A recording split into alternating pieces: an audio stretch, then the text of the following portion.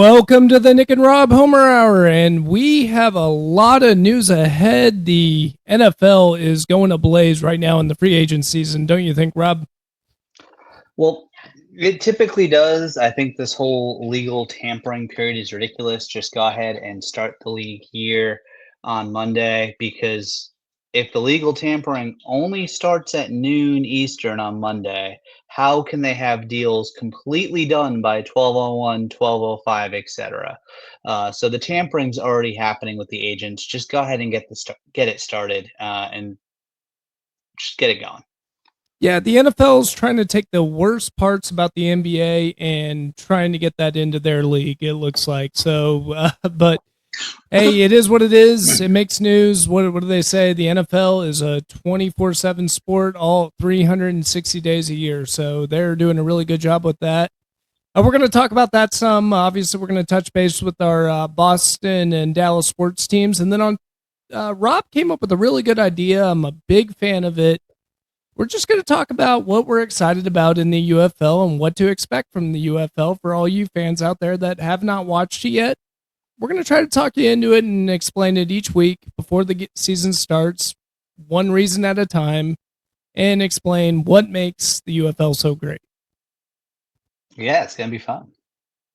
It's going to be a blast, but let's go ahead and kick it off to the Homer headlines, and we will be discussing the NFL shortly.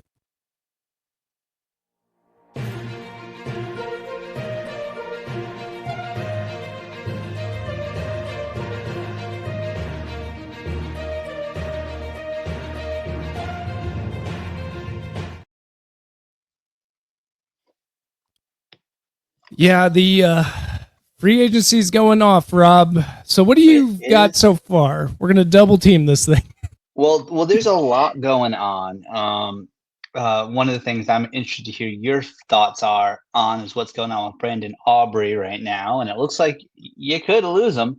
But I'm going to start with the two big things from my Patriots because they are newsworthy across the league, and then I'm going to talk about some quarterback movement because let's be honest, that's the most exciting thing.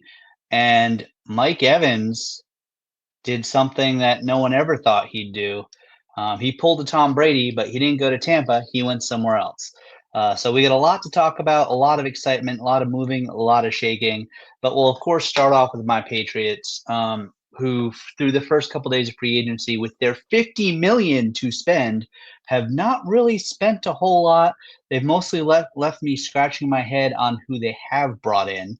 For those of you that don't know, Stephon Diggs has been released. So wide receiver room has a gaping hole.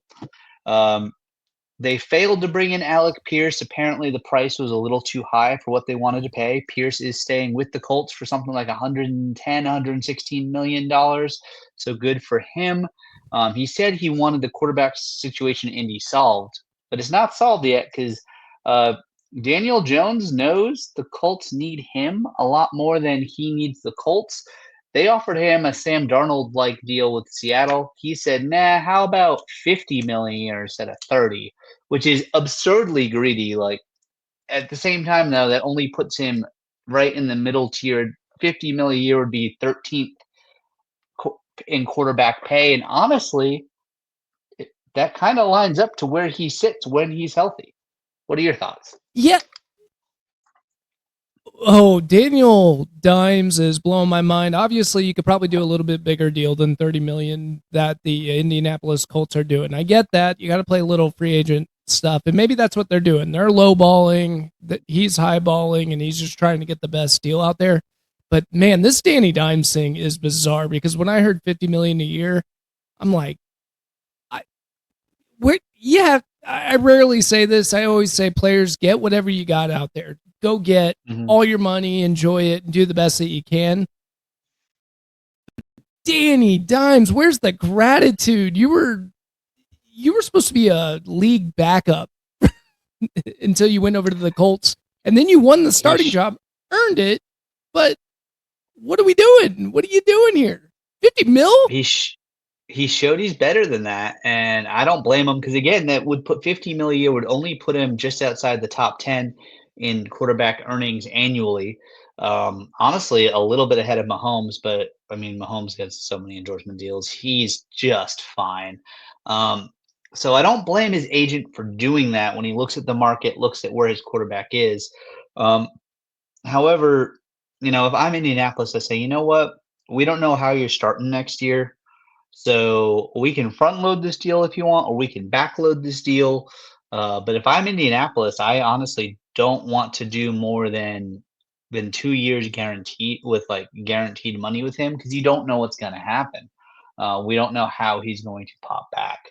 So it's exciting, it's fun, but then also Indy doesn't really have anywhere to turn on the free agent market unless they were to, bring in Kirk Cousins, or maybe they could re-engage the Cleveland Browns and bring in a Shadur or Dylan Gabriel.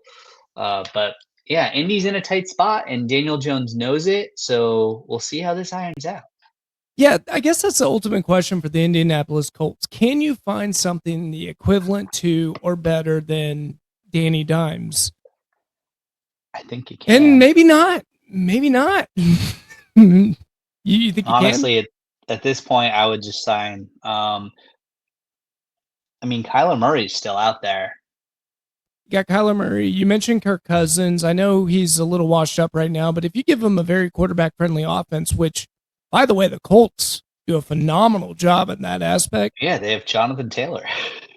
And they have a hell of a defense.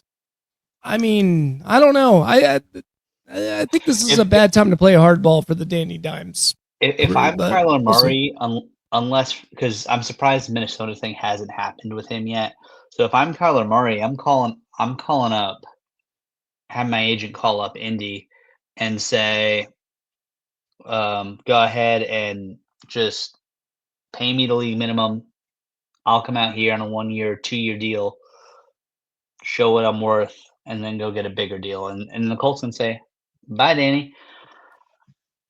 And and that's the ultimate question. Can Danny Dimes get a better deal anywhere else?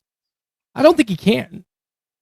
No, Minnesota is not going to put that money out there because they want a stopgap to see. They want someone to push JJ. They don't necessarily need a full replacement.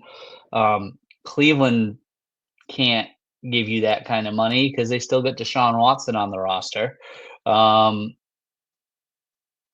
Miami got Malik Willis, which we'll dive into that because I'm upset for Quinn. Like there isn't a better option out there.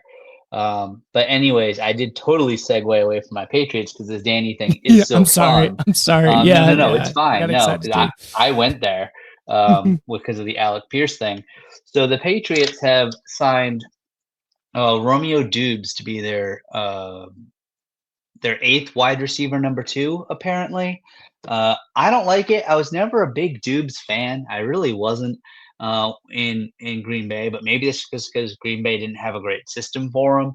I obviously in Josh McDaniels we trust, but he's not, until proven otherwise. He's not a wide receiver number 1. He had the chance to prove that this year in Green Bay. He didn't. He showed he is like a wide receiver 2, maybe even 3. Um, so we'll see. Jury's still out. They are still in on AJ Brown. From the sounds of it, the Pats are hopefully just kind of bidding against themselves. So they're pretty much just going to wait until the Eagles say, okay, fine, have him for what you want.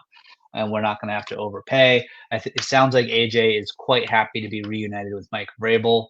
It was never Vrabel's choice, as far as I understood it back when I read it, to get rid of AJ Brown off the Titans. That was a front office thing, which started to lead to the Mike Vrabel's difficult theme, which is great for the New England Pats fans because now he's with us. Um, so yeah, so they did that. The other big thing, Nick, what is the thing I was yelling and screaming about that should be the number one priority? Possibly, like if they wanted to, that's the only thing they sign in free agency. That's what they use every single draft pick on, just to make sure we get it right. What did I really after the Super Bowl say they got to fix? Offensive line. Offensive line. And so they did that by trading away their starting center, who was pretty good, for a 5th-round pick.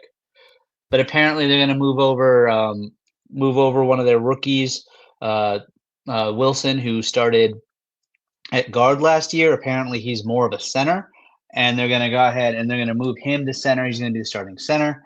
Okay, but again, we need some life. Come on, bring something in. So they did off of the Jets. They brought Vera Tucker, Elijah Vera Tucker came on in. Hopefully, I'm pronouncing his first name correctly. I believe it is Elijah. And here's the thing: have you heard of him before, Nick? That could be a good thing for offensive linemen. That could be a good thing. Usually when you hear names. Here's why you haven't heard of him. Okay. Out of 85 possible games he could have played in his career or been active for, let's say, been active for in his career, he's been available for 43 of them. Ooh, injured. So when he plays, he's lights out. By all accounts, everything I've read, the stats I've looked at, when he plays, he's lights out. However, he doesn't really play much. He's always hurt. And we just went ahead and we handed him a big old 3-year contract. Granted, one thing they did with that contract, which was helpful, is it's in there for the duration of the contract. He gets a $250,000 bonus for every game that he's on the active roster. So he's active, ready to play. So every game that he's active and eligible to play, he gets which is almost over 4 million bonuses. But if you're having to do that, there were better options out there, weren't there? But you know what? The Jets are a dumpster fire. Maybe they looked at it and said, and they talked to their sports medicine people, and they're like, "Oh, we can keep him healthy. Let's bring him in." Yeah, maybe. And sometimes offensive line's real weird when you get into the backup scenarios too. So maybe you're just looking for a rotational piece, and I don't know who you're going to attack in the draft. We also let go of our top backup, Verdian Lowe. He's now with the 49ers as the Giants are getting ready. As the 49ers are getting ready to probably trade away Trent Williams because Williams is asking for too much money. I know. We technically have our left tackle in Will Campbell. Trent Williams is a lot older and he's very much in his prime. Will Campbell's not there yet. Trade if we truly think we can contend with a better offensive line. We have the cap space. Trade for Trent Williams. Move Will Campbell over. Move him into guard for a little bit. He can learn from Trent Williams, and then he can be the heir apparent. This is not necessarily a knock on Will Campbell. He showed he's not there yet. Yeah. He can be. But he's not there yet. Yeah. Yeah, and I think he had a good regular season. I think what the Patriots are counting on is the fact of the matter, like he must have just been injured in the playoffs and he was their best option there, but he was awful in the playoffs. There's no getting around it. He is a rookie. We're not trying to besmirch him and say it's over for the Patriots on Will Campbell, but that was bad. That was really bad. And the thing about offensive linemen is if you just keep a rotation going in there, so if you go get that guy, you could basically give me all the good players. I'll figure the rest out later. If I have to move him to guard or right tackle, I'll figure that out. And I think that's what the Patriots should have done. And I mean, that's essentially what they did with their line last year. They said, screw what position you're supposed to be. We're going to put the best ones out there, which is how Wilson was at guard and not at center. Picked up a 5th-round pick, but, maybe they could have gotten a little bit more. I don't know. A lot of value is placed on 4th and 5th-round picks.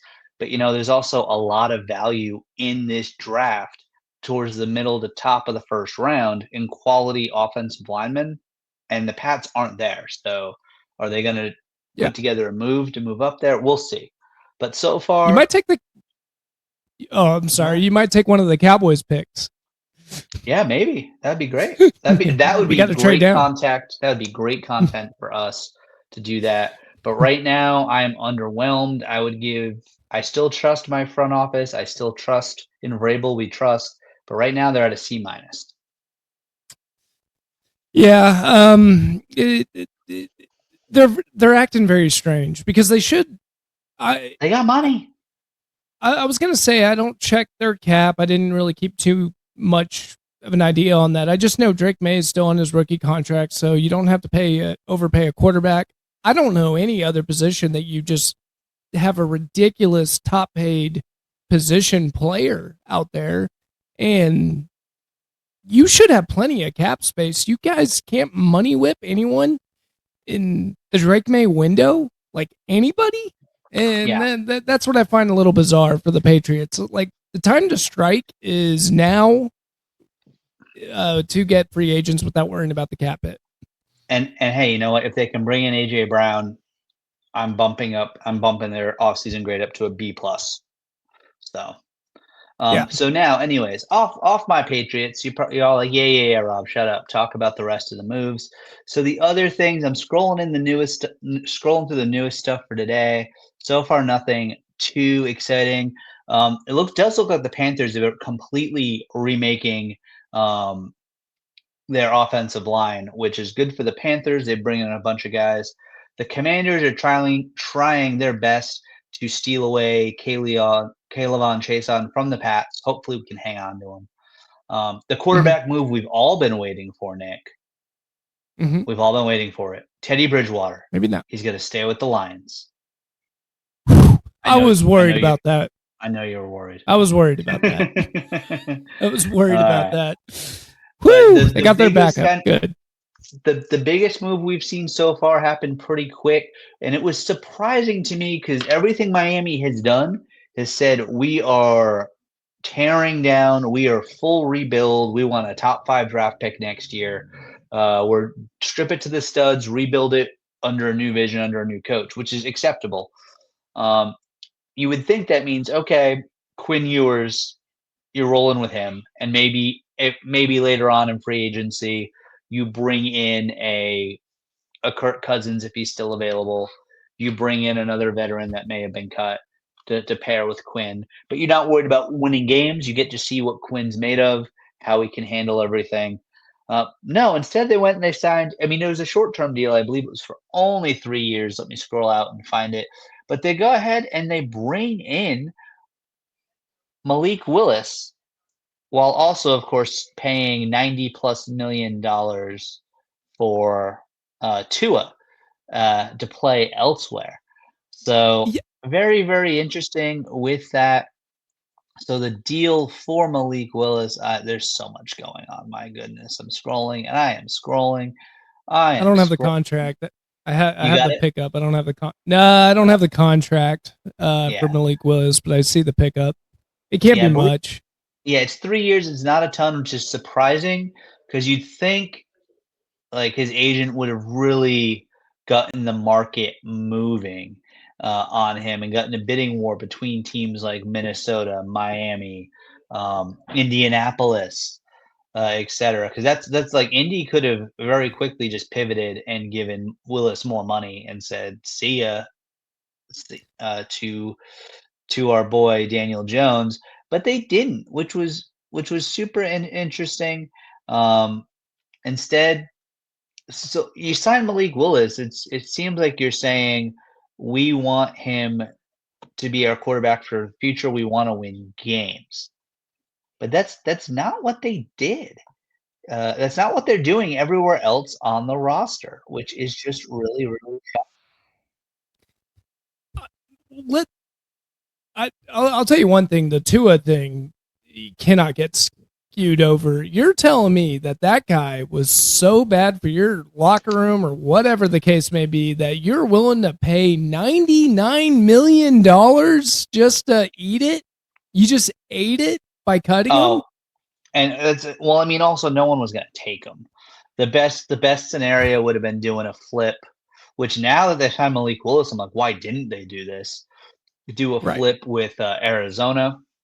That didn't happen. So I've got the deal.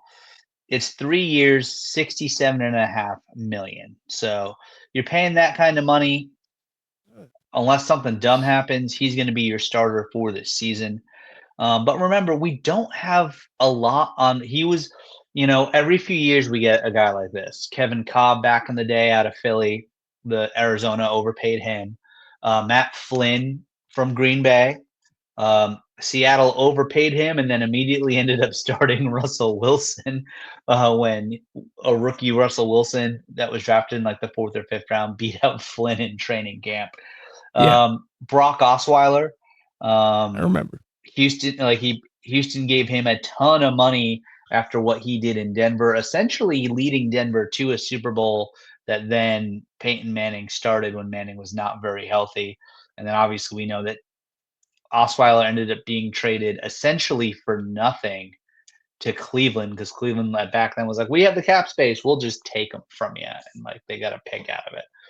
So it seems like Malik Willis is heading towards this trajectory, also because he's got like last year he had like 28 snaps that he played. It's not a lot of tape. I don't understand this Malik Willis, and what am I missing? What am I missing? Because the NFL's talking, ranting and raving about it. I'm going, he's all right. He's a good backup.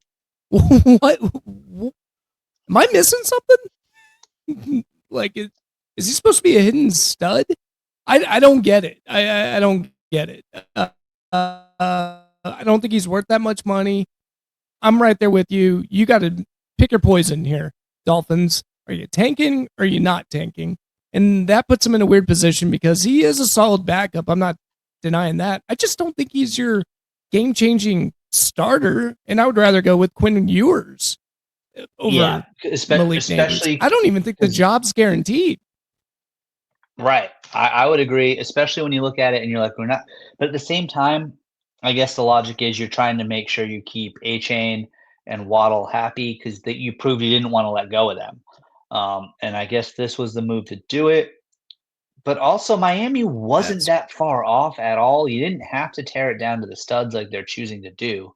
You could have brought in a few more pieces. Yeah. They weren't that far off. Me and you were saying they shouldn't even have fired their coach, McFarland, sorry, McDaniel, Mike McDaniel. McDaniel. Not a mix. but yeah, McDaniel should not have been in it. Like I don't even think they should have fired him. So I don't know. Dolphins are just doing some weird stuff. We can rant and rave about them for a while, but cutting to they're not making sense. I don't know their logic right now, and I'm trying to figure it out, but I guess it'll make more sense after the draft. I guess that's what I'm hoping for. From one dumpster fire to another, you talked about Tua. Let's transition here. He's going to go play for the Falcons. If I'm Bijan Robinson, I say, what did I do in my past life where I used to start and dominate college football on the field that's behind me as my screen, and now instead I'm stuck in this purgatory where this has been the Falcons offseason so far. And yes, Penix is hurt. He's going to take a little time to come back. They did they cut Kirk Cousins. Thanks for doing that. Yeah. They brought in they should. Yeah. They should. They brought in oft-injured Tua, but before that, they used their franchise tag. Who'd they franchise tag? Kyle Pitts. Who he had the best year. He's had the best year of his career last year when Arthur Smith's gone. He's finally being used properly. He's healthy. Yeah. But no one was going to pay him franchise tag is an average of the top 5 salaries at your position? Yeah, I'll look that up actually while you're going on your rant for tight ends. No one was going to pay him top 5 money. They bid against themselves. It's a little weird. Yeah, I don't think so. He's just so talented though that I think they were just counting on other players possibly wanting him. Oh, that's not it. Sorry, I did a bad Google. What did I write? Tight end. Sorry. I think this is all going back to they made a mistake not going with Mr. Jordan Hudson. They should have hired that guy as their head coach. They'd be in a better position than they are right now. They never would have drafted Michael Penix. And Penix has been functional when healthy, but you don't give Kirk Cousins all that money and then immediately draft Penix. Oh, I'm weird on that. Actually, I didn't have a problem with that. Similar to Aaron Rodgers. At 8 overall, a month after you signed Kirk Cousins to a record deal. Well, this is actually bringing up a really legitimate point. I think what I don't like about the NFL free agency, and not like I'm pretty sure the NBA they do it before. I might be getting it wrong. They do their draft before, but and I know the players don't want this. The Players Association, they want the free agency before the draft, but I can't stand. Yeah, like I want the draft and then the free agency, but I get why the players wouldn't want that. The players make more money with it this way. Yeah, and I get that. But the NBA, they do it with the draft, and then you could piece your puzzle together with the free agents. And I think because of things like that, quick. The draft's still in June. It's pretty quick after the end of the finals. Yeah, well, I think the Atlanta Falcons were in a weird position where they didn't know how severe their quarterback situation was. They probably didn't count on Michael Penix actually falling to him, who I'm a big Michael Penix fan. He was 8th. No one had him. Almost no one had him off the. Now, granted, in the lead up to that, especially after I watched him 2 years in a row in a bowl game, beat up on the Longhorns, I was like, I'd take Michael Penix in the draft to be the New England quarterback of the future, but no one really had him going in the top 10. He was a first-round talent, but I don't know. Maybe they were counting on other players. Like maybe they were getting tea leaves, maybe fooled by other teams by saying, yeah, we're going to get him, or whatever the case may be. I just think the Atlanta Falcons were in a rock and a hard place there. And then when they was their guy. They did it to themselves. By getting Kirk Cousins. If you're even thinking about that, you don't sign Kirk Cousins. Yeah. I mean, in hindsight, terrible decision. Absolutely, and you're absolutely right for believing that. But I don't know. So now you said Tua is going to go over there, which is kind of strange. I just have no clue. I have no clue what they're doing. Now, he's on the veteran minimum, though. So it's no harm, no foul for the Atlanta Falcons. Right. And he could have gone, like, the Falcons were a team that needed a quarterback. Obviously, Indy was there. Arizona. Cleveland's always there. But he was never going to do more than the veterans minimum because Miami's paying for everything else.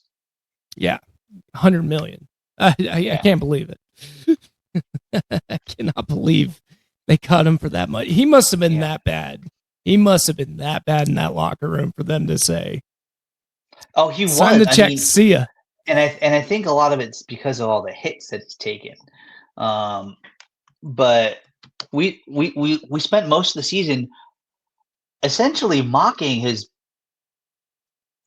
press conferences. He talked about how he would never be at Josh Allen's level. He said also he talked about how the leaders of the team were letting the team down when he wore a C on his chest. I shouldn't laugh. I really shouldn't laugh because I feel bad for him, man. I mean, if he's that messed up, he was known as an excellent leader over in Alabama too. Yeah. So I almost feel bad. Like I hope he's going to be all right later on down his life, because that's what I'm more concerned about. Not even his football career. A lot of people even said that when he had his second major concussion injury. Maybe sit it out, buddy. You already collected a bunch of money. Maybe you should not be in the league anymore. But here he is. He's still chugging along, and we'll see how he does for the Atlanta Falcons. Yeah, for sure. A fun little pivot.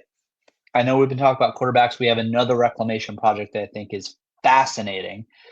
But a little subtext that I've seen, and I think it has a lot to do with the changes within special teams and how we saw teams handling it. Punters are cashing in early in free agency. Have you noticed this?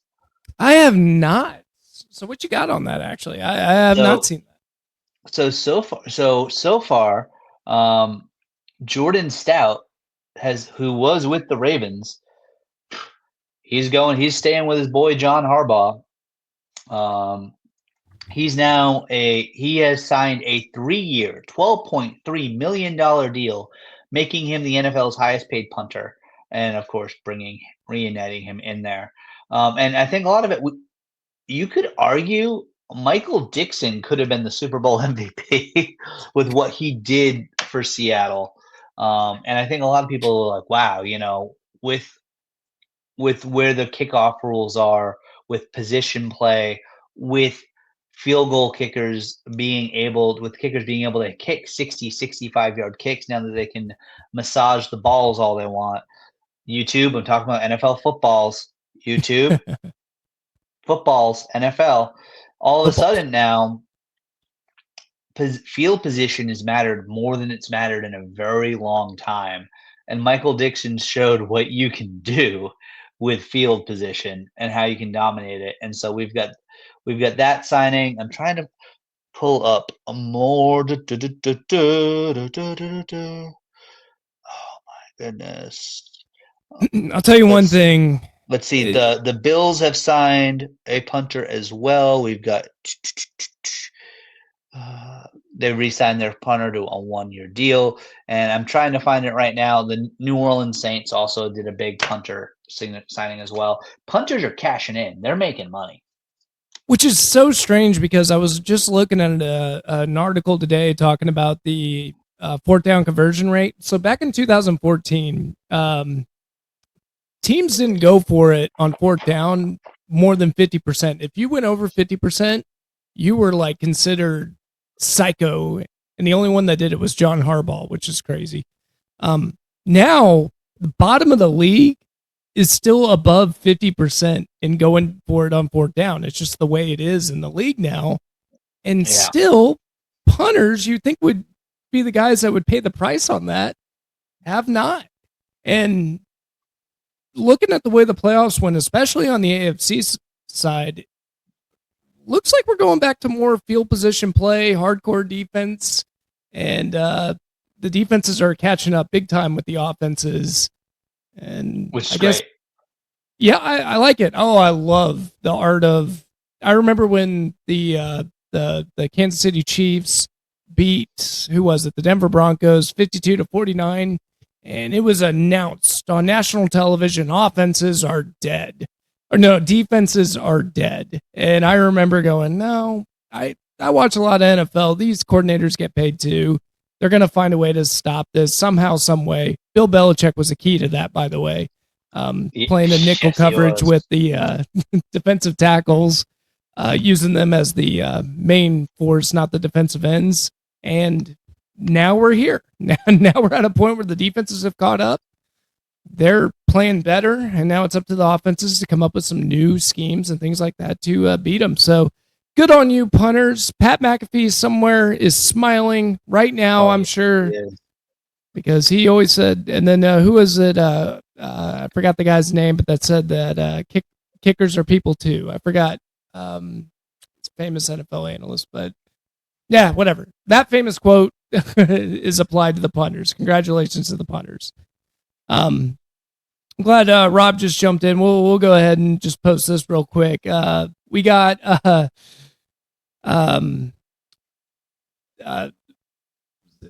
Horo Games. I follow him on Horo Games. By the way, if you guys want to just watch some good video game content, he's a really good fun watch. They're a blast, and he just gave me a shout out, and had our corn on the cob reference. So he's a big fan over there for sure. If you guys know anything about us making picks, we make picks better than a corn on the cob sometimes. Well, before we go any further, we have breaking news as of Pro Football Talk posted 13 minutes ago. Mm-hmm. I don't know if you've seen this. Breaking news. Nope. Max Crosby is back on the market. The Baltimore Ravens have backed out of their trade agreement for Max Crosby. Las Vegas Raiders posted 14 minutes ago. The Baltimore Ravens have backed out of our trade agreement for Max Crosby. We will have no further comment at this time. That is absolutely wild. All right, New England Patriots, get in there now. Get in there before the Cowboys do. Make an offer. Tom Brady, stop being a jackass. Let Max Crosby come to New England. I can't I believe would. I know we need offensive line help. I know we do, but we're probably losing Chase on. He's probably gone. Someone's going to overpay him. We're not going to want to pay him that much. Go ahead and wipe. There you go, Nick. Someone's going to want to pay him. Good for him. He's earned it. I'm happy. Give up our first round pick. And I don't know, Kayshon Boutte. I love Boutte. Kayshon Boutte, Matt Collins, one of them for Max Crosby. Because the Raiders need someone to catch the football. yes. And we've got Dubes, and now hopefully we'll also get A.J. Brown or someone else in there. I'm okay with giving up a first-round pick. Hell, if you think you're going to make the playoffs and make a deep run again, give up next year's too. Look That's at the what I'm Rams. saying. Look at the Rams. The Rams Yeah. say F them picks all the time. Yeah. They're doing just fine. In order for anyone to get him, you're going to have to drop 2. I hate to break it to anybody out there. Micah Parsons went out for 2. That's what you're dealing with. He's a little older than Micah. So that's the market. It's 2 first-round draft picks, especially in your draft position. You could acquire him, though. Let's be real. For the most part, you don't win a Super Bowl with a first-round draft pick or even a second-round draft pick. You win them with your depth piece drafts, with your diamond in the rough picks that you get in the 3rd, 4th, 5th, 6th round, maybe even 7th. All right. That's yeah. I mean, Brock Purdy, 7th round. Tom Brady, 6th round. So many the NFL drafts people in the 4th and 5th round, expecting them to either be a role player in a rotation or a starter, and there's a reason for that. Meanwhile, first-round picks wash all the time. Go get you a Max Crosby, and if I'm Jerry, hell, send Brandon Aubrey to Vegas. Yeah. We'll see. There's a lot going on the defensive end position. I guess this is a good transition for the Dallas. The only other thing that I missed, or I feel like we missed, you got. Well, hang on. Crosby, I know we're still on this. Albert Brewer posted 5 minutes ago. Crosby was in Baltimore today. He posted today a photo of the Ravens stadium. So he must have failed his physical. Could it be a failed physical, or were the Ravens getting wet feet on the trade? Because none of these are guaranteed. We just talked about that. This is the tampering period. I know this all too well in the NBA. What happened with the Mavericks a few years ago? Yeah, well, a long time ago now, but it can happen where you just pull out. Now the thing is, though, I think Crosby wants to go. Yeah, I think Crosby wants to be there. Yeah, he wants to win. But if you're Baltimore, he better be crippled, and no one's But he apparently didn't need surgery. He's supposed to be fine. This is wild. Tough. Yeah, that was wild. And I knew some breaking news is coming out because on our way to the back from work, I'm already reading new NFL leaves going on there. So I wasn't too shocked that we're going through this right now where some breaking news happens. But that was a shocker, though. I didn't expect that. I just expected someone to sign someone while we're talking. What you just found out is how about a reverse signature where he's not signing or in this case, a trade. All right. It just weird situation. Ian Rappaport 8 minutes ago at Rap Sheet. He failed his physical. So maybe you don't need a first-round pick anymore. I don't know. What could he have failed? It's got to be with his knee. I guess. Yeah. That's bizarre. That's bizarre. He hit it that well because he was playing well at the end of the season. The Ravens shut him. The Raiders shut him down because they said he needed to get an operation, get it fixed. but he came out and said, "No, I don't. I can play through this. It's fine." And then he released video of him jumping up and down on his trampoline. So, By the way, we got a MSU Detroit fan who's posted on here, and looks like he's saying that the Lions need defense. Heard Max Crosby is available again, so he is counting. Lions need defense. Teddy Bridgewater's not going to solve everything. Talk about a sick combo for the Detroit Lions. No. Oh my! You're not getting them. Aiden Hutchinson and Max Crosby. Don't do this to the NFL. If they can both stay healthy. It's coming out of the Cowboys fan in the NFC. That would make a defense in the NFL must watch. That's hard to do. I love defense. I know you love one of my favorite Super Bowls of all time. The final score was 13-3. I love defense, but people don't tune into games for defense. People would tune in for Lions games for defense, and I would say you'd probably see, if you didn't see an NFL records for team sacks. Come on. Oh, Max Crosby did go to Eastern Michigan. There's your local connection. Hey, we got a local connection too. He's from the Dallas area. Back off, okay? Detroit Lions, okay? Back off.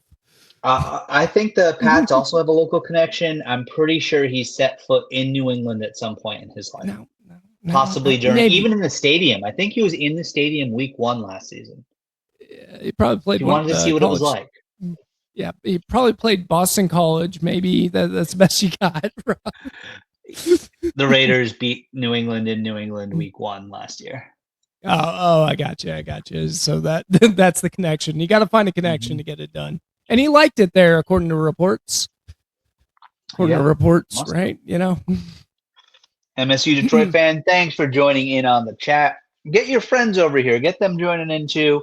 We're happy to have that. The other quarterback that I was going to bring up, now that it was already underwhelming, it's now after this news very underwhelming.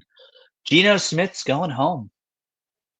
Yeah, he's going back to the Jets. To the Jets.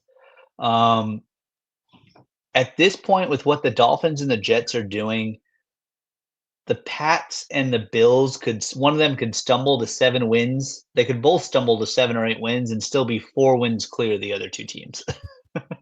That is, if the Pats and the Bills don't sweep both of those teams next season, that's just sad.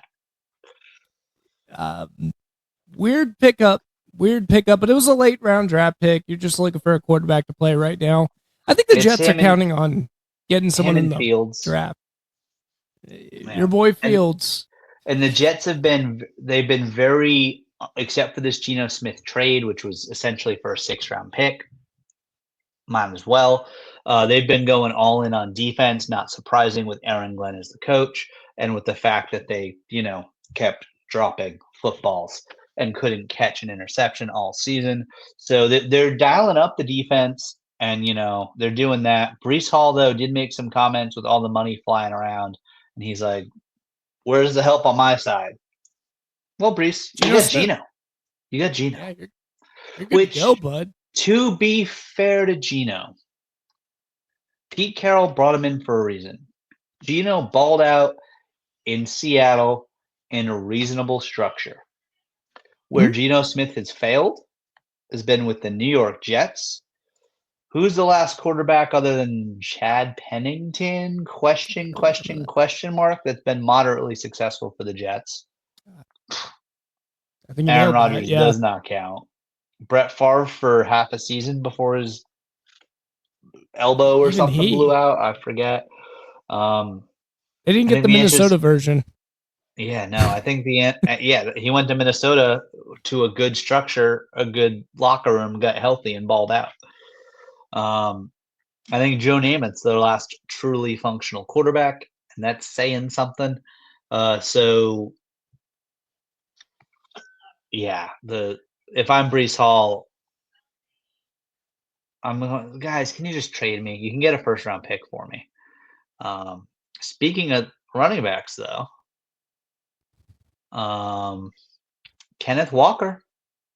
What do you think about the Kenneth Walker deal? So I actually didn't catch a Kenneth Walker deal because I was under the impression that he is one of the people not signed yet. So if you got some sort of news on the Kenneth Walker front, I'd like to know He was about the it. first big story. I guess I missed it. He's to the Chiefs. Good pickup for the Chiefs, I guess. Yes. Yeah. I got to look up how much he got paid. Kenneth. Yeah, I missed that one. That was the first. Yeah, I mean, it was almost immediate. That was one of those where it's like, really? Must have missed that one. Yeah, there's a lot going on here. I mean, I get it for the Seattle Seahawks front. They're getting to that point where the cap's starting to get up to them. I mean, you're talking. You don't need to spend. You don't need to spend money on a running back. No, and it's a 3-year contract, $28.7 million guaranteed money. The Chiefs can get away with it. I think their defense is really good. They need a good running back. I really like Pacheco, but he's got the same syndrome that that like a lot of running backs do, where he's just running himself into a wall, and it's just not working out for him. So like there's going to be a certain point where those hits will catch up on you. Kenneth Walker, though, $28.7 million for 3 years. I mean, I guess you're getting him on the twilight years, and it's going to work out. Risky business for the Kansas City Chiefs. I'm not sure if I'm cool with that. And speaking of which, when is Kelsey ever going to leave the Chiefs? This is probably his last year. He signed a 1-year deal. We said that 3 years ago. He didn't want to retire yet. I think he wants to. He either wants to finish off in the playoffs, or if they don't do it this year, he wants to. Taylor Swift said, as long as that you do whatever I want for the wedding and you don't make a fool out of yourself at the wedding, you can go play for 1 more year and then retire to be a house husband. Which we know, honestly, his podcast with his brother is amazing. He'll probably make more money as long as the world doesn't just end.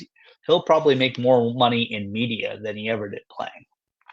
Yeah, and I guess that's the part that shocks me is he's got a good gig. Like he knows what life's like post-retirement, especially with his brother Jason Kelsey over there. So I don't understand why he isn't doing it, but if he wants to play, he wants to play, go for it.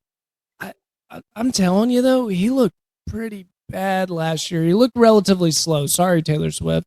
And another issue that I have with it is a lot of Swifties are wanting Taylor Swift to have a halftime show, and she will not do it if the Kansas City Chiefs are in the Super Bowl. So another year of no Taylor Swift? How can the Swifties put up with this? Think about the Swifties at this point. Kelsey. Unless Mahomes has a miracle, the Chiefs are not going to be in the Super Bowl next year. Okay. Mahomes probably isn't even going to be ready for week 1. They're going to have someone else starting. Yeah, that's a good point. The thing is, once they're in, that's all it takes. They just need to get in. They just need to get in. But they didn't. And honestly, the other teams in their division, unless you're the Raiders, haven't taken a step back. The Broncos are primed to keep going. Well, there'll be some regression, but they'll be right there.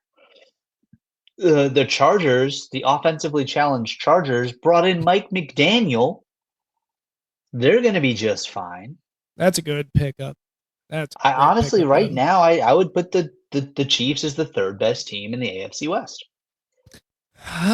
Possibly. I'm a Patrick Mahomes believer, but we'll see how it works out. I'm just, I think they approach every year with a lackadaisical focus on it because they just expect to make the playoffs, and they realize the world is not rainbows and unicorns. This isn't an easy league. You don't just win that way. And by the time they realize what kind of trouble they were in, somewhere around Thanksgiving against Dallas, I think by then it was too late and they couldn't get back into the playoffs. So we'll see, though. Maybe they're going to have a different approach there. I just know Patrick Mahomes. I wouldn't count him out. Call me Chris Collinsworth, Rob. You can't count him out. Logic says not gonna happen. Yeah. But what else? What else did we miss? What else do you have circled that we missed? I mean, a lot's gone on. Max Crosby, that's breaking news. I think you nailed it. You got Mike Evans moving over, right, for 3 years, 60 million. We previewed him, but then we didn't actually talk about him. He went to the Niners. Good money. Granted, he's going to pay a ton more in taxes than he's ever paid because he's gone from Florida, which has no income tax like Texas, to California, which has one of the highest, if not the highest. It's them or Massachusetts. I'm not sure. But good for Mike Evans. He's like, you know what? I've done everything I possibly could do in Tampa. I've done everything I can do. I want to go somewhere else. And you know what? He could be that piece if the Niners can figure out how to stay healthy. If they can all wear their tinfoil over their helmets to make sure they're okay during practices. He's the piece Brock Purdy needs that he hasn't had. Yeah, and Brock Purdy does need it, and I think Mike Evans is going to be a good matchup for him. So it's going to be fascinating seeing if he can work with a wide receiver like that. The big one that I saw right now is Joey Bosa. He doesn't look like he's going back to the Bills. A lot of people are predicting that he's going to make it over to the 49ers with his brother. But with his brother? All right. All right. Nick Bosa. But no, I'm sorry. Yeah. They're both so hurt all the time. It's an interesting one out there, but he hasn't found a place yet, so he's not there. This one's really Cowboys related. Oh, go ahead. Yeah, go ahead. I was gonna say he's gonna take a little bit to sign. He's gonna want more than people are gonna want to give him. I think he doesn't go anywhere until Trey Hendrickson does. Yeah, and that's Max Crosby gets solved. Yeah, well, the Max Crosby, that being a trade, I think that's just a little bit of a different situation, but his injury might be causing issues, though. Could you imagine? Could you get any more Oakland Raiders than that? You can't even get first-round draft picks for the guy that you could have traded all throughout the year last year when you realize your team's a dumpster fire, and they never did it. And now you're in this position where you might not be able to get rid of the guy. Yeah. So, the time already passed on you. You just touched base on it. This is the biggest one, I think, right now, because everyone's saying the best pass rusher out in the free agency is Trey Hendrickson. That's true. And Trey Hendrickson is asking for $30 million a year, which is top line dollar for a defensive end. And the fact of the matter is, Trey Hendrickson, he's pretty old, and I don't think he's going to be able to get that kind of money. And so basically a bunch of teams are sitting there waiting on it. Until Jerry pays 40? Is that the right question? I don't think the Cowboys can right now. We're going to look for one defensive end.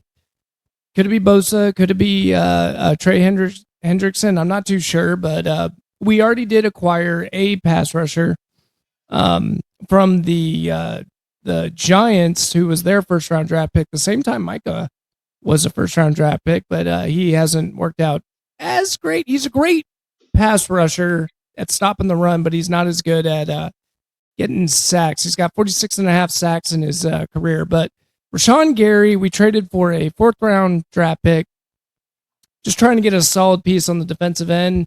This is screaming to me Christian Parker style, though, because he's a 2-tech player. He could play linebacker as well. So I think he's a good fit for us. It's a very Cowboys free agent, quick little pickup.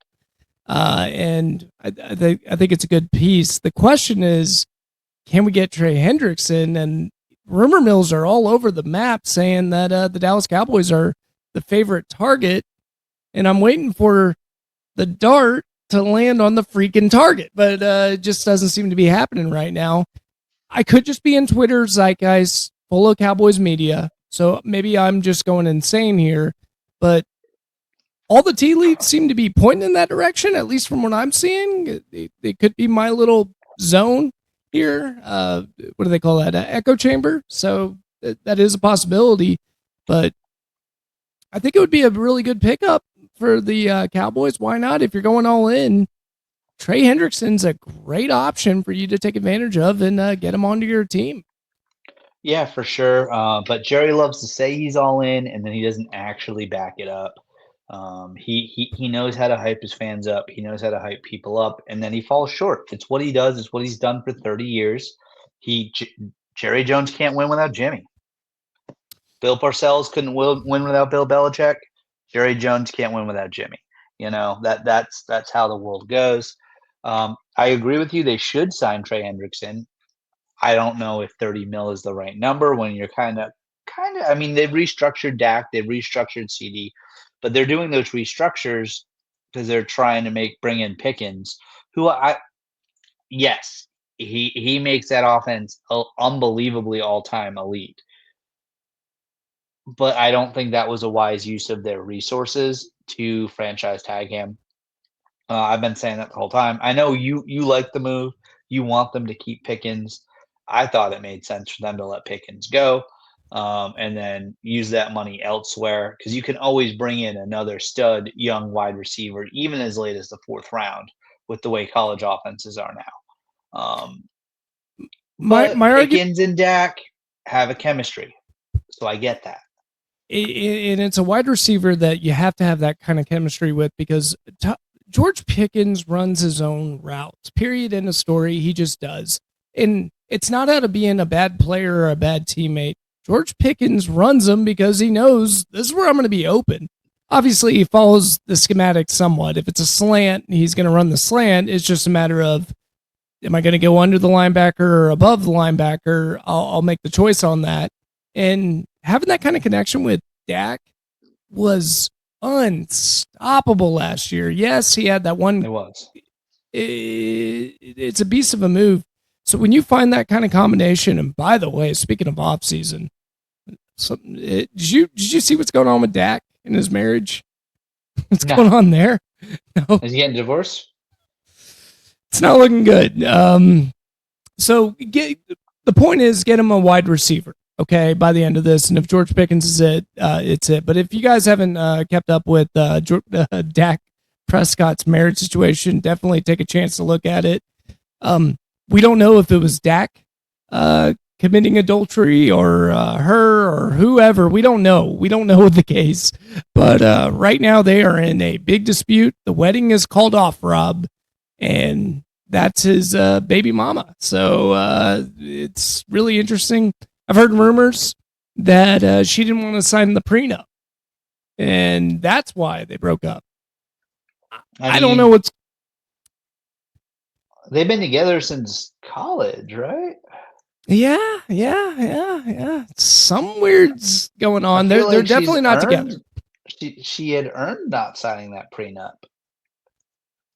I don't know.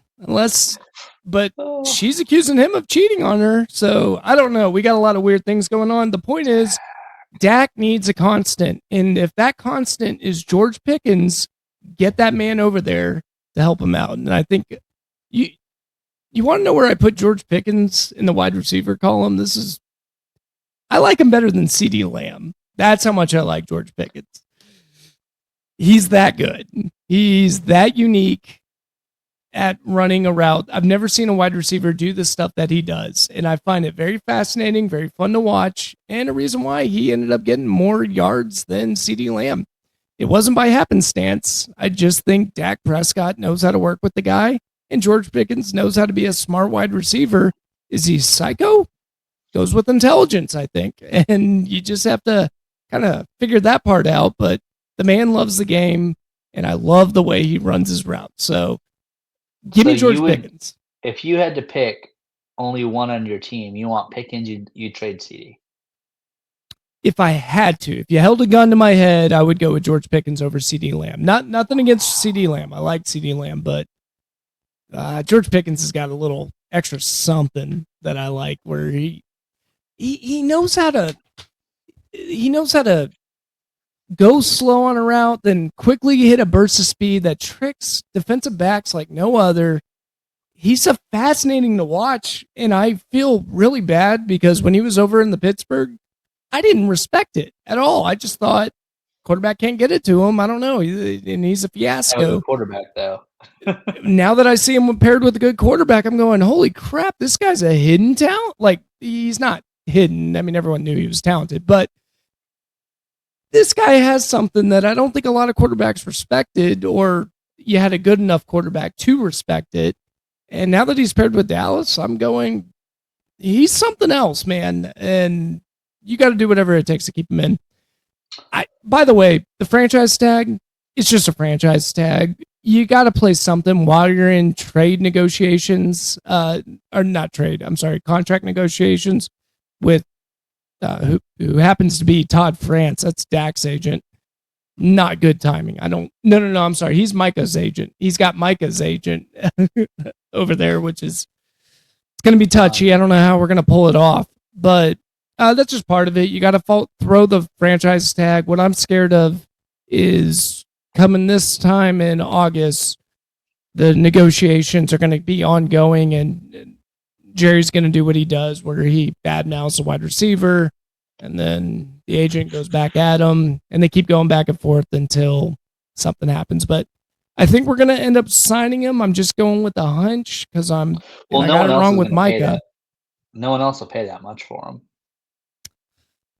Unless there's a trade. Maybe. Unless there's a trade put in place to move him. Yeah, it would be a trade put in place, but it's hard to pay that much for wide. Yes, he's a very good wide receiver. He brought an extra dimension to Dallas. But there's so many good wide receivers coming out in this next draft. It's like, that's a lot of money to spend. I do have one more question for you, Cowboys related. Mm-hmm. Do you pay Brandon Aubrey $10 million a year, or do you tell him to take a hike? So yeah, what you're reporting right now is the agent, or no, Stephen Jones probably leaked it to, I don't know who it was, one of the writers, and this is just what the Cowboys do, and it's so annoying because this is what writers do. They get into the contract dispute, and then stories get leaked out like this on purpose because Stephen Jones wants it. But are you anti sports free press for players?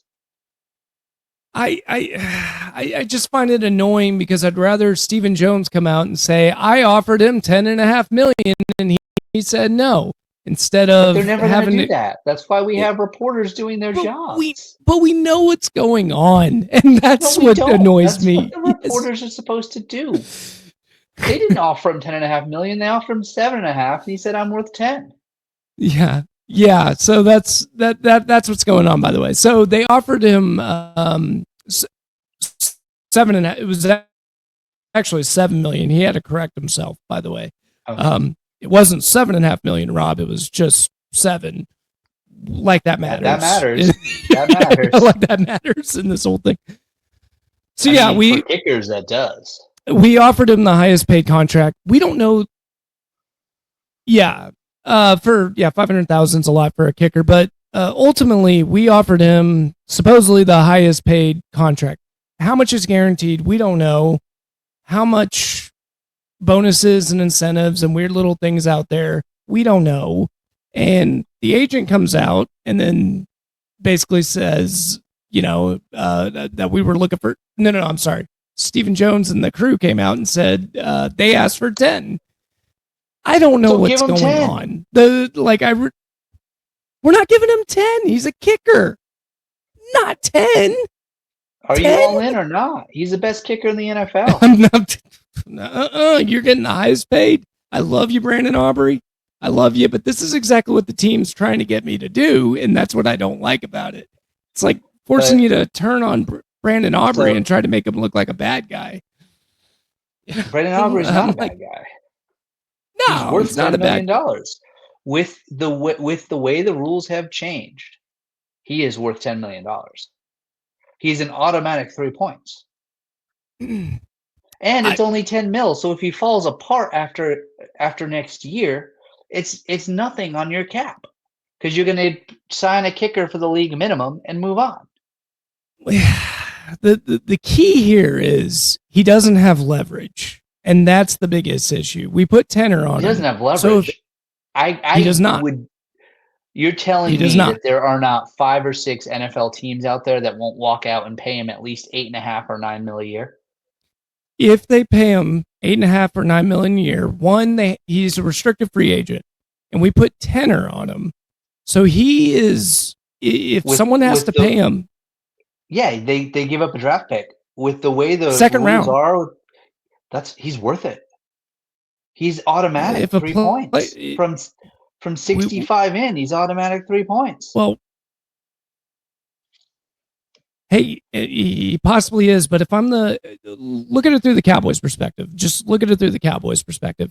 If I've got that option, one, if they're saying we're only going to accept the deal if it's $10 million, the Cowboys are just going to sit there and look at you, go, we'll just put, what is it, tenor? I always forgot it. We'll basically make it to where another team will have to give up a draft pick to get you, and we're going to make them make an offer, and we're going to try to match it.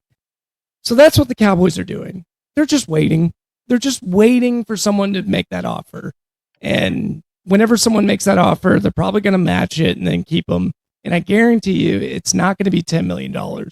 So it was the contract that he signed before. That's part of it. Yeah, he's outperformed his contract. Yeah, but he doesn't have leverage, is my point. Like, we'll wait and see. If a team offers him $8.5 million, we'll pay him the $8.5 million. But we got to wait for that team to step up. And so far, no team. I just looked at it. So far, no team has stepped up. Yeah, it's early in free agency. It's not going to happen yet. It's going to be later on. But if I'm Dallas, I just go ahead and pay him that and move on. Why? Because we don't know the market right now. He's saying he's $10 million. Cowboys are saying the highest paid is here. I don't know. We're going to wait for the NFL to decipher that. And whenever they make that offer, we're going to make our move. So I have no problem with whatever the Cowboys are doing. This is against Todd France. This one's Dak's agent. I'm getting so confused with agents, and he's really good at making a lot of good deals. So we'll see if it works out. But I got to tell you, I never expected such a heated discussion over a kicker, but I love it. He did. He's worth his money. He's worth his money. And if Jerry's truly all in, that's nothing. Now, you're not as cap strung as us because we already paid our quarterback, right? But if you were in a position to go get Brandon Aubrey, would you do that as a Patriots fan? Lose my voice. Yes, with an asterisk, just because where did he kick? The thing is he like the dome thing versus the cold weather thing. That's a big one. Whereas obviously we've got a kicker that proved he can handle it. So it's tough. If our kicker didn't, ball out from weeks 2 through the Super Bowl, I would say, oh my goodness, go ahead and go bring him in. But our kicker did, so we don't need it at the moment. But if I am, I don't know, the Niners, if I am if I'm the Texans, if I'm the Eagles and I just want to freaking mess with the Cowboys. Yeah. They can't. They're in cap hell. Like, they don't even have. The Rams have shown everyone the cap is just a figment of everyone's imagination. The Rams have proved that over the years. So, the way the Cowboys did it is they were able to restructure $90 million, right?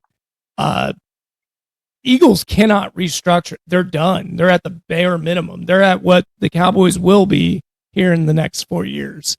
So it's Jaleel Carter is on the trading block because of this kind of stuff. So, right. But yeah, they're in some trouble right now. They'll be fine. I will take whatever the Eagles do just as a front office over the Cowboys, obviously, because they got 2 Super Bowls with 2 different quarterbacks. So I'm not besmirching them. It's just right now is a bad time for the Eagles in the offseason. Yeah, I don't know. I think there's a couple teams out there that are close that could want to go ahead and pay it, Maybe, but I don't maybe, know. but we'll see. We'll see. I'm not one to sign with the billionaire owners when they can just pay the money and have a happy player. Yeah, well, the players signed the CBA, so this is what we got. This is what we're doing with, and until that changes, then the NFL CBA Players Union is one of the worst unions in all The fact that they don't have fully it's the guaranteed highest paid contracts, league. And the lack of fully paid it's contracts is embarrassing. embarrassing. In the next CBA, like the And NFL should not continue. They should hold out as long as they need. Get themselves guaranteed contracts. you think, but the players always cave. It's because they've got lower contracts that actually really need the money, the $200,000-$300,000 contracts, and those players are the ones that are like, just I don't care, I want to play. The veterans are the ones that are like, yeah, we'll hold out forever. Well, Because they're set. there's a lot of small time players in the NFL. The average career is what, 3 years? Even more that's all reason you why get. you roll with it and say let's go. Hell, they can all go play in the UFL. They can still make a salary. They'll have their housing paid for. Look at this. My woman heard my voice and got me some water. Thank you. It was real sweet. Yeah. Shout out to Kat. Speaking of that UFL. Yes. Okay, guys. So normally we do UFL content over here, and we're right now. Me and Rob, we're just waiting in the weeds. We're always going to get into Boston, Dallas sports still during the UFL season, but as of right now, we're just waiting for the season to start, and there just isn't that much news. So Rob came up with a wonderful idea that I really liked. So all you viewers that are watching right now, if you're just an NFL fan, we're just trying to talk you into why you should watch a UFL because it's really good content. And each of us are going to pick one topic all until March 28th when the season starts, and basically try to make a selling point of why the UFL is so great. So, Rob, you came up with this idea, and you mentioned it in text already. What are you looking forward to in the next UFL season? Yeah, so if I was going to lead with anything, longtime viewers of the pod know I very, very quickly pretty much shed my San Antonio Brahma fandom, and I just from the quality of the play quickly fell in love with the DC Defenders and just about everything that they were doing. Shocker, they went ahead and they won the whole thing last year, and they're your defending champs. And the big reason, besides Shannon Harris just pushing all the right buttons, reason why he's the only coach returning for the same franchise this year, going into this league year.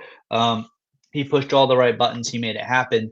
But you had the uncrowned king, the uncrowned rightful MVP in Jordan Tiamu. If you look at the numbers and then you look at the head-to-head and what went down in the UFL championship game, it is absolutely atrocious that the UFL went with Bryce Perkins, who didn't even start every game. And quite often, his head coach, Mike Nolan, did everything he could to bench him and not play him as the league MVP. Was Bryce Perkins an exciting player on the field? Yes. Was he the best player in the league? No. But one of the things the UFL did last year, again, longtime listeners of the pod are nodding, is any time that there was some sort of story that might have gotten traction outside of the UFL, they latched onto it and wouldn't let go and oversaturated it beyond. And Bryce Perkins had some highlight reel plays, and next thing you know it, he's the MVP. He never should have been the MVP. The correct MVP is Jordan Tiamu. He was, if you're gonna, and you can go back and you can easily pull up, if you look Jordan Tiamu highlights, there's plenty of highlights with video packages up on YouTube all over the place. And what you see is someone that you go, this guy could start in the NFL. He's polished, he's decisive, he does not panic under pressure. He didn't have a single fumble the whole season. He threw for 17 touchdowns to only 4 interceptions. And if you look around the league at the other quarterbacks, you're like, holy crap, that's a really good ratio. Because let's be honest, yes, we like this football. Yes, it's good football. But there's a reason why they're playing in the spring league for the most part, over playing in the NFL. They also don't get nearly as many reps as NFL players do. And so you see a little bit of that rush throughout the season. You see some dumb plays happen, and you're like, how do you do that? You almost never saw that with Tiamu at all.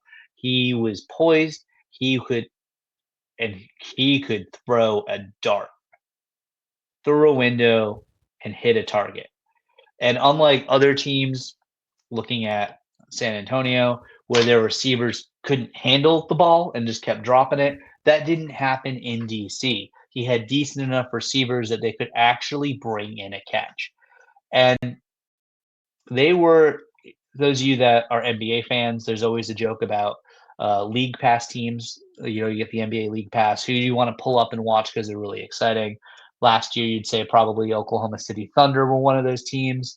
When healthy, the Celtics are one of those teams. Lob City back in the day was definitely one of those teams.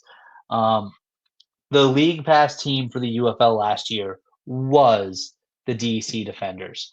They played so well, and they all followed Jordan Tiamu's lead, and that's why he went ahead and won it. So if you're looking like, they keep talking about it, pull up Jordan Tiamu highlights, pull up highlights of the UFL championship game. It's awesome.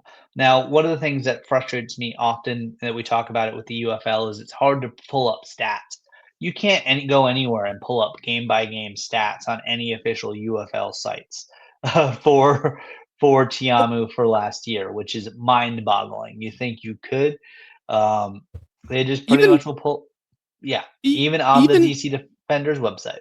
Oh, I was saying even on PFF. PFF used to keep track of spring football, and they don't do that anymore because, I don't know, the UFL is getting real strict. But I hope Mike Repoli fixes that. I hope he open sources their information again, because it was real frustrating last year when you wanted to dig up stats to make arguments and things like that, and we just couldn't find that money.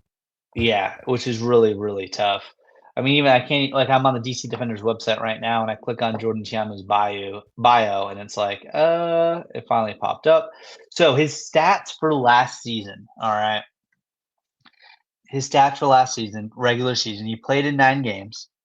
He had a 92.9 efficiency rating, all right. He had a 54.4% completion rating. Yeah, that's not that great, but look around the league. It was up there for quarterbacks because the receiver play just wasn't that good. Like I said, he had 17 touchdowns to only 4 interceptions. He didn't have a single fumble. And he didn't lose a single fumble. In the postseason, those numbers jumped from 54% to 72.2%. All right. He had 5 touchdowns, no fumbles. I don't believe he had a single pick. So, and he led his team to the title. And it was impressive. So if you want to get excited about something, you want something, go check out Jordan Tiamu and DC Defenders highlights from last year. You'll probably even see some beer snake action because it is what it is. DC Defenders, get excited. Yeah, I love watching the DC Defenders. They're pretty good out there. And they're going to be really fun and exciting to watch. I say I love them as just a watching fan, but being a Renegades fan, I cheer against them like no other. It's kind of a weird rivalry, but you love the ones you hate, right? So they complete me, Rob. But yeah, and just mention, I guess, on my point on things that I really do enjoy about the UFL. My favorite thing about the UFL is the fact that you just find some no-name player that you are going to complain, scream, and yell at the NFL for, why aren't you picking this guy up? And last year, that great example was Bryce Perkins, who's now in the CFL, but I know they're going to find another one out there. There's only 8 teams in the league. They had plenty of good quarterbacks last year. Unfortunately, it looked like the Stallions had them all. But they had plenty of good quarterbacks to go around all throughout it. And you're going to find some no-name players out there who you don't know right now, but end up performing really well and wanting them to go into the NFL and scream at your team for not picking them up as a backup. That's the most enjoyable part of the game for me. That's what I really like. It's just knowing some players that other people don't. I feel like you're cheating on life when you're watching on the UFL because you're watching football in the spring, and I feel like God said that can't happen, but we're making it happen. So I love it. I love the league. Rob was talking about his favorite player over there, and I've got mine, of course, Luis Perez over in the Dallas Renegades. And I do want to talk about that some more, and we will talk about it on our next show.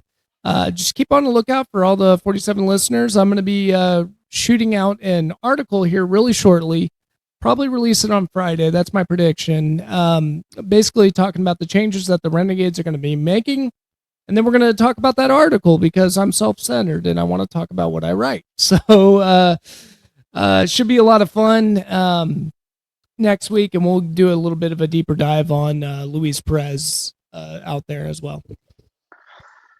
Are you going to have a book review? You know what? I guarantee you this, Rob, because I've compared a little. I think I write better than Luis Perez. He really needed a ghostwriter for that book. No comment. He needed a ghostwriter for that book. I love to read. I had to put it down halfway through.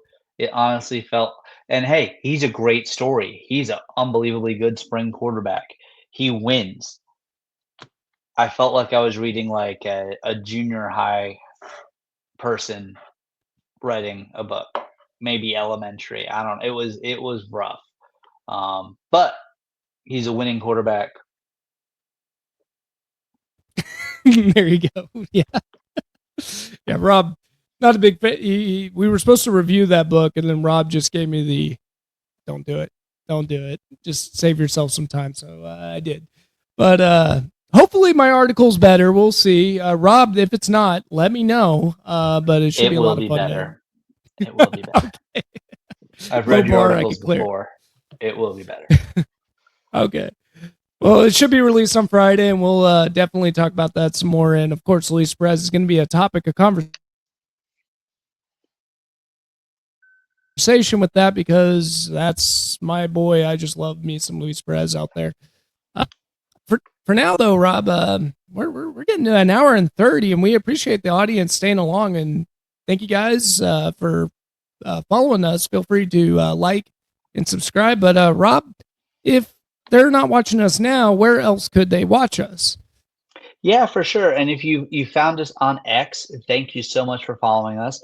Make sure to follow our X page, the Nick and Rob Homer Hour, to stay up to date on everything there. You can also catch us in all of our past episodes and shorts on YouTube at the Nick and Rob Homer Hour. Please go ahead, pop over there, hit that like button, hit that subscribe button, share with a friend. You can find us there. We are also on Instagram and Blue Sky as well at the Nick and Rob Homer Hour. So just go ahead and search that and we will pop up. Go ahead, give us a follow. We are on once a week on Tuesday evenings, and then you can either watch us live or you can catch up throughout the week. And then once the UFL season gets going, once the MLB season and NHL playoffs get going, we'll have some of our world famous watch-alongs as well for some of these games. And you don't want to miss those. Not at all. Not at all. And it'll be a lot of fun heading into the year. Big shout out to MSU Detroit fan. And of course, we got Poro Games. I want to pronounce it right. Inc. By the way, follow him on YouTube if you're interested in video game content. But appreciate you guys for jumping along, giving us a little messages. And for the other 48 viewers, feel free to chat along with us. We will be sure to do the comments. So if you follow us next week, we will definitely play along and get your comments out there. But for now, Rob, I guess we're going to see him next week. See y'all next week. Have a good one.